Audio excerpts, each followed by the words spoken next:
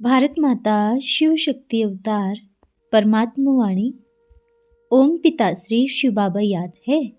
आज है 15/6/2026 प्रातः क्लास। ओम नमः शिवाय। आज बाबा ने कहा, प्यारे बच्चे, जी बाबा, यह अच्छी तरह धारण करना है कि इस दुनिया पर हम खिलाड़ी हैं, पार्ट बजाने आते हैं नंबरवार। यह बड़ा एक्यूरेट ड्रामा बना हुआ है, इसमें कोई चेंज नहीं हो सकती, इनएक्यूरेट कह नहीं सकते हैं। प्यारे बच्चे, जब यहाँ बैठते हो तो बुद्धि में यही याद रहना चाहिए। ओम नमः शिवाय। अभी रूहानी बच्चे यह तो जानते हैं कि नई दुनिया में सुख है, पुरानी दुनिया में दुख है। दुख में सभी दुख आ जाते हैं और सुख में सभी सुख आ जाते हैं। सुख की दुनिया में दुख का नाम निशान नहीं, फिर जहाँ दुख है वहाँ सुख का नाम निशान नहीं। जहाँ पाप है वहाँ पुण्य का नाम नहीं, जहाँ पुण्य है वहाँ पाप का नाम निशान नहीं। वह कौन सी जगह है? एक है सतयुग और दूसरा है कलयुग। यह तो जरूर बच्चों की बुद्धि में होगा ही। अभी दुख का समय पूरा होता है और सतयुग के लिए तैयारी हो रही है। यह तो जरूर सभी की बुद्धि में होगा नंबरवार। हम अभी इस कलयुगी छीछी दुनिया से उस पार सतयुग अथवा राम राज्य में जा रहे हैं।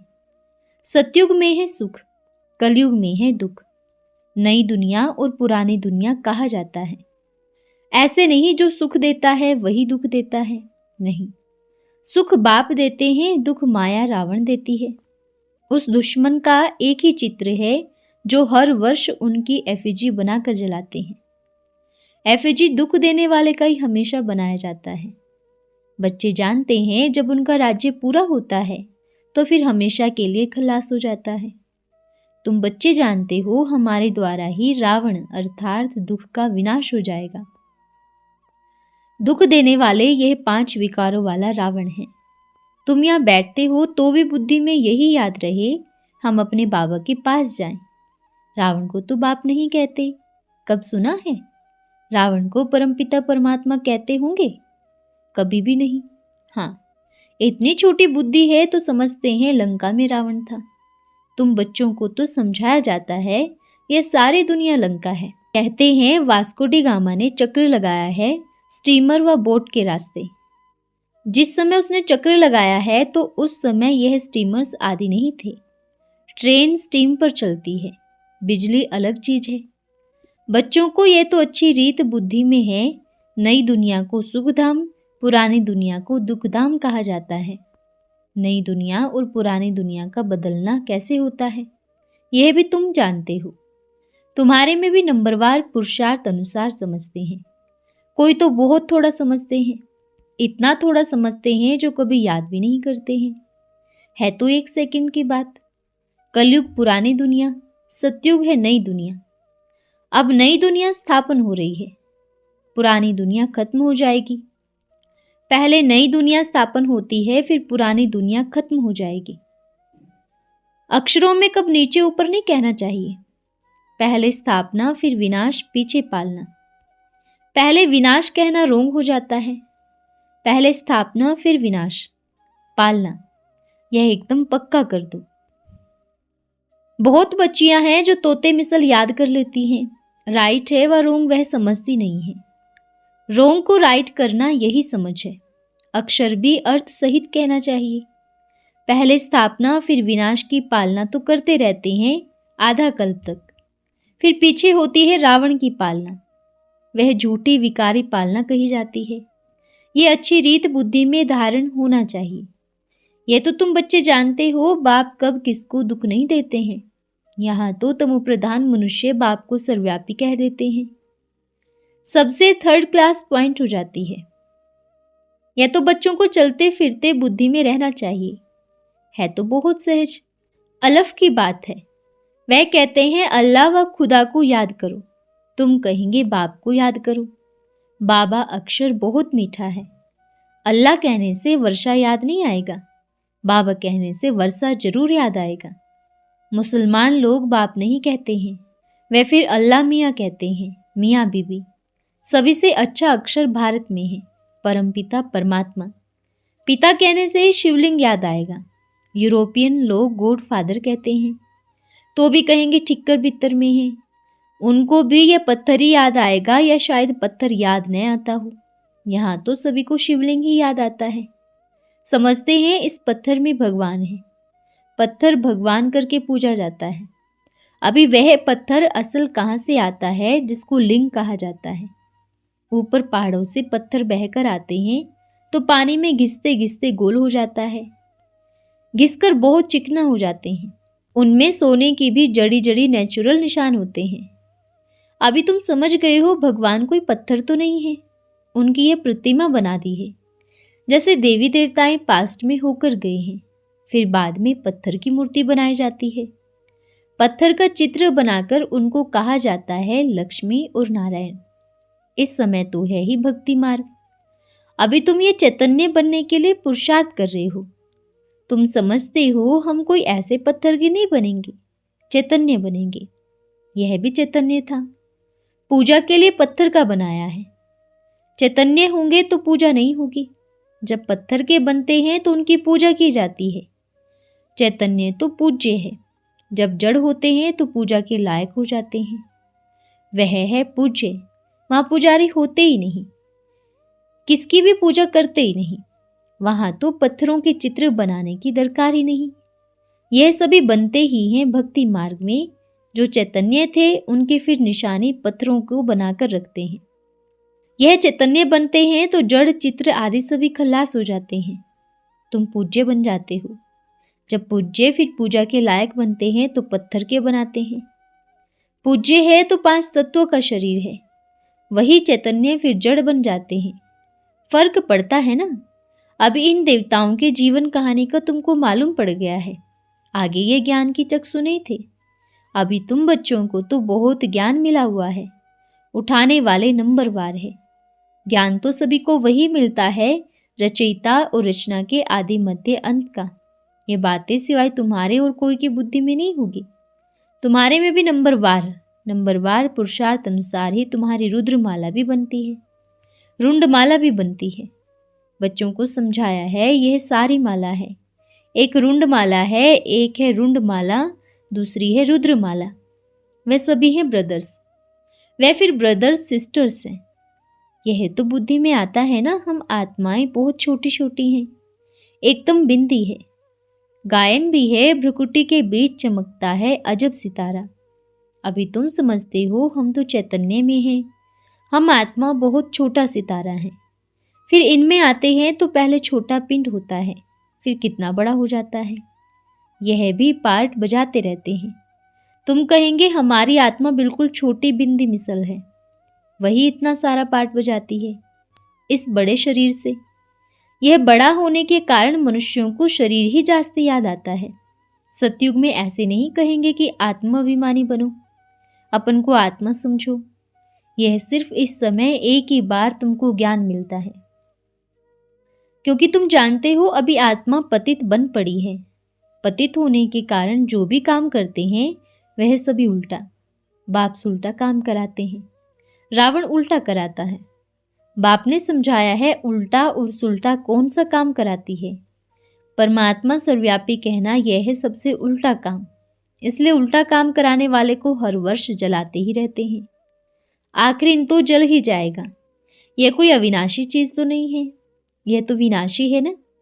आत्मा जो पार्ट बजाती है वह है अविनाशी। उनको कब जलाया नहीं जाता, उनकी पूजा की जाती है।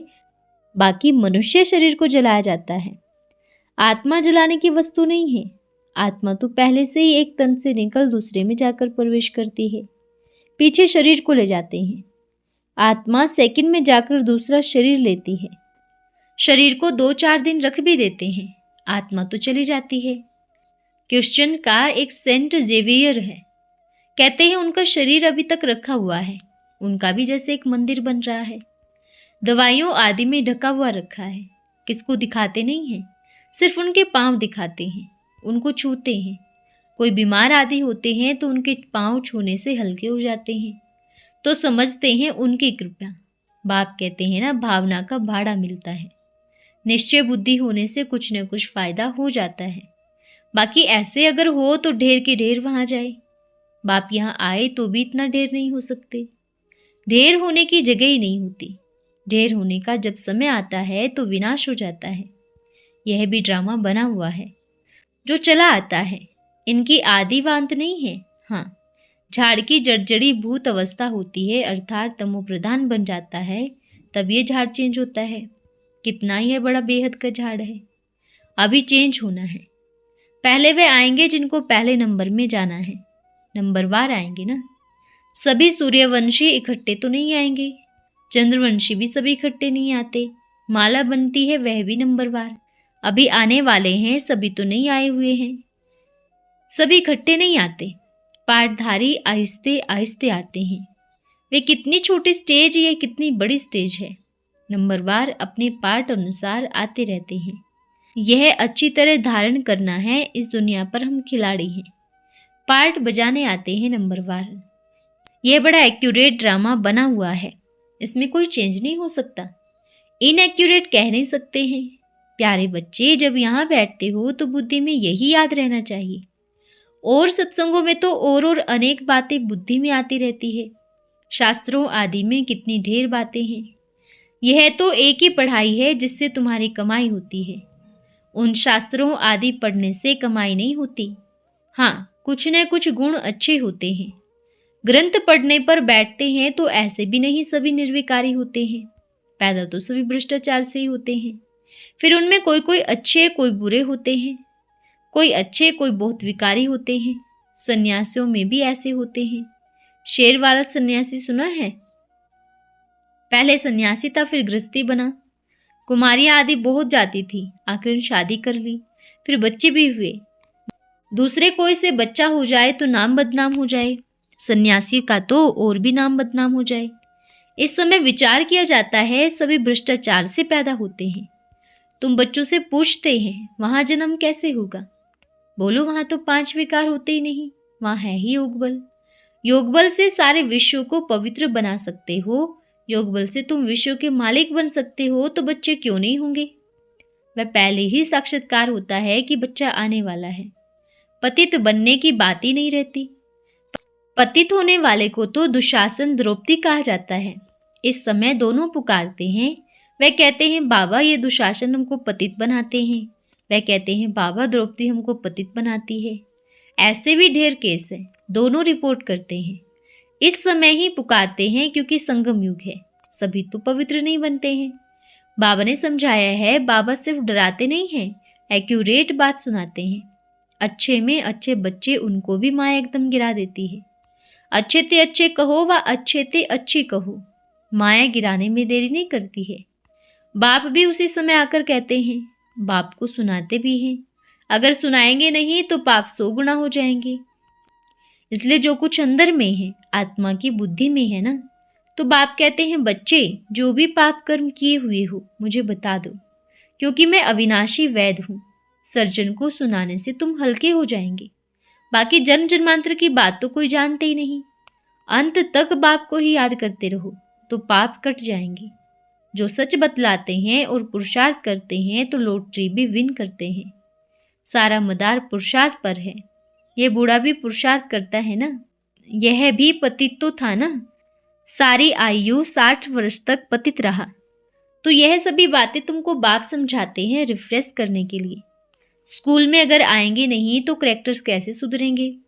भारत का इस समय खराब करेक्टर्स है ना, विकार ही पहले नंबर का खराब करेक्टर्स है। इसलिए बाप कहते हैं बच्चों, काम विकार महाशत्रु है।